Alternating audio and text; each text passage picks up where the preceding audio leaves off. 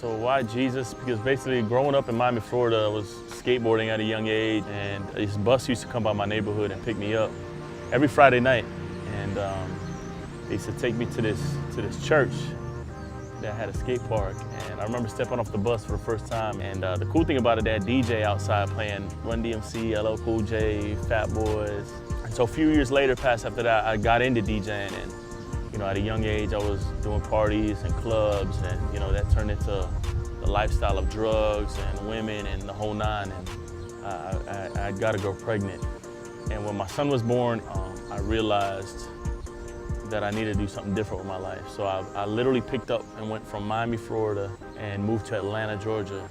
And I was just at a very low place in my life. I came to Atlanta for something new, for something different. And I realized that it wasn't necessarily my surroundings that was the problem, it was what was in me.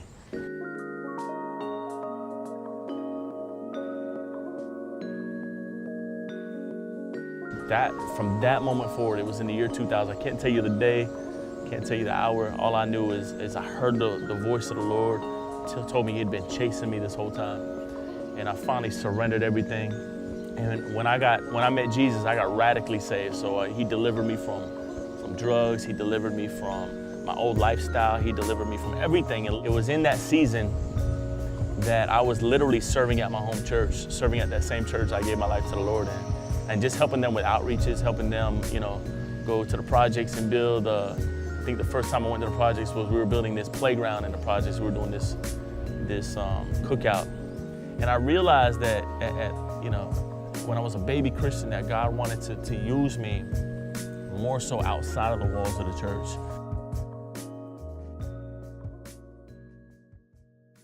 When I had an encounter with the living Jesus, I knew he had been chasing me for all those years.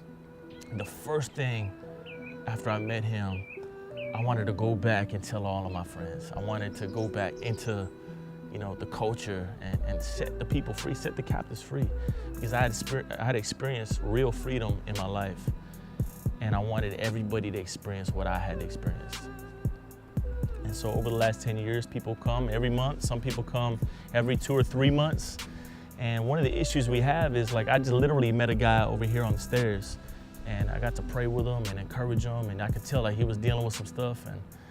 And one of the issues we have is I don't have a place to say, you know what, come see me here. And that's why it's so important that in the season that City Takers launches a City Takers headquarters, an actually facility, a home base, to where we can raise up other urban missionaries and just literally send them out. But it's not gonna be a Sunday thing. It's not gonna just be a Friday night thing. It's literally gonna be a 24/7 thing where we have people there loving on people no matter where they're at in life, no matter what situation they're in. So there's thousands, there's millions of people in the city of Atlanta and other urban cities all around the U.S.